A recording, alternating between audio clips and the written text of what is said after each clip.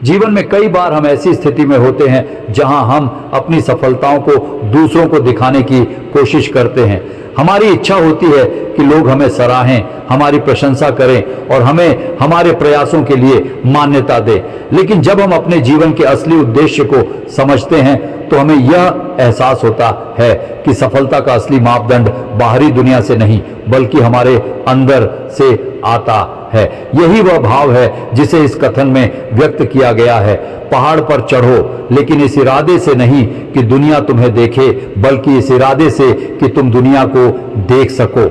यह वाकई गहरी समझ का प्रतीक है। यह हमें सिखाता है कि जीवन में हमें उस उद्देश्य का पालन करना चाहिए जो हमें आंतरिक संतोष और संतुलन प्रदान करे, न कि उस उद्देश्य का जो केवल दूसरों की नजरों में हमारे लिए सम्मान या प्रशंसा लाए।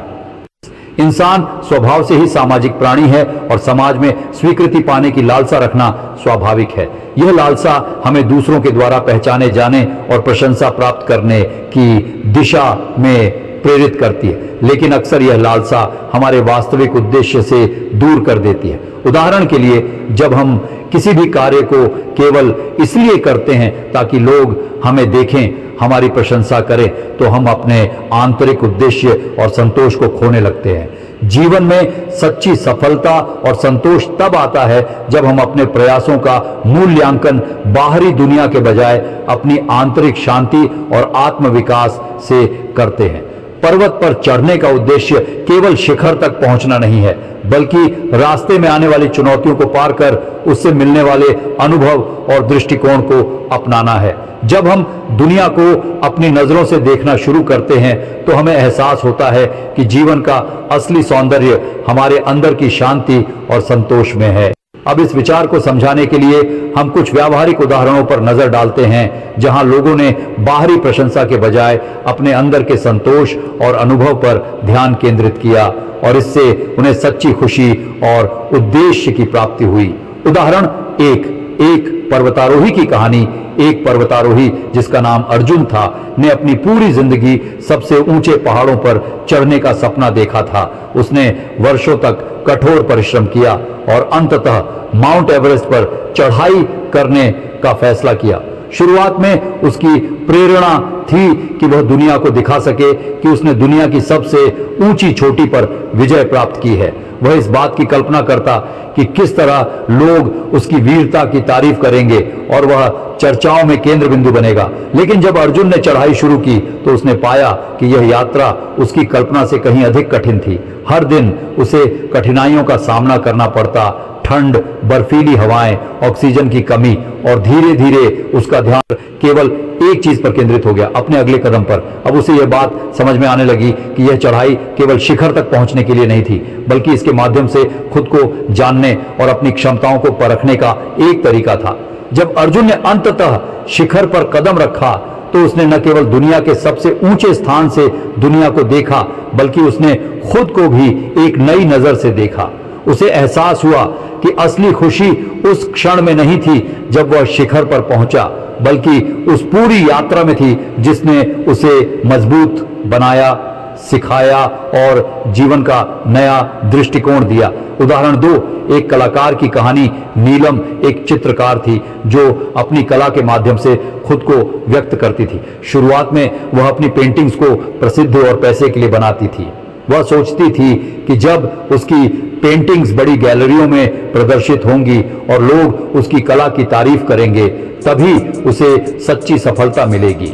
लेकिन समय बीतने के साथ वह यह महसूस करने लगी कि जितना वह बाहरी प्रशंसा पर ध्यान देती है, उतना ही उसका कला से संबंध कमजोर होता जा रहा है। उसकी पेंटिंग्स में वह गहराई और भावना नहीं थी जो पहले हुआ करती थी। एक दिन उसने निर्णय लिया कि वह अब केवल उस कला का सृजन करेगी जो उसके दिल से आती है, बिना इस चिंता के कि लोग इसे पसंद करेंगे या नहीं। जैसे ही नीलम ने अपनी कला को बाहरी मान्यता से हटकर अपने अंदर की भावना से जोड़कर बनाना शुरू किया, उसकी पेंटिंग्स में एक नई ऊर्जा और आत्मा उभर कर आई। भले ही उसकी कला को पहले जितनी बाहरी प्रशंसा नहीं मिली, लेकिन उसे अपने काम से गहरा संतोष मिलने लगा।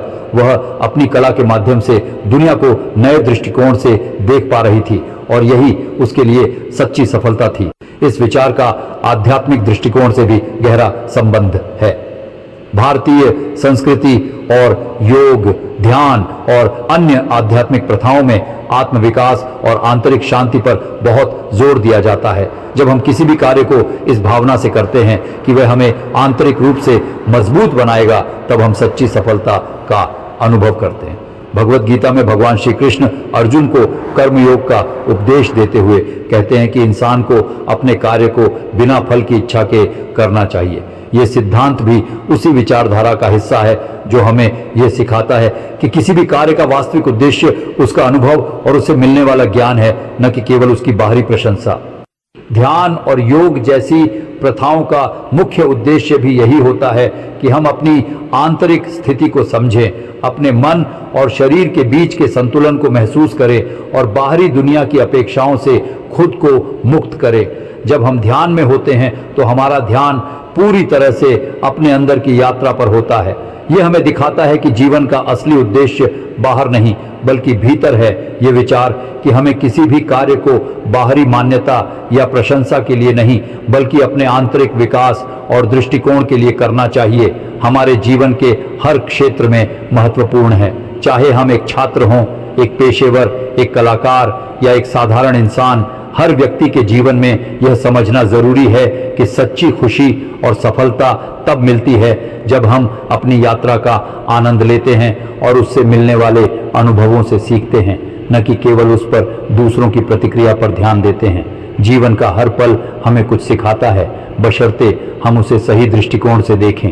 पर्वत पर चढ़ना केवल शिखर तक पहुंचने का नाम नहीं है, बल्कि उस यात्रा का हिस्सा बनना है जो हमें अपनी क्षमताओं और सीमाओं से परिचित कराती है। जब हम जीवन को इस दृष्टिकोण से देखते हैं तो हर दिन, हर चुनौती और हर अनुभव हमारे लिए एक नया पाठ बन जाता है। यह विचार हमें यह भी सिखाता है कि जीवन में संतोष और खुशी बाहरी परिस्थितियों पर निर्भर नहीं होते बल्कि हमारी आंतरिक स्थिति और हमारे दृष्टिकोण पर निर्भर होते हैं।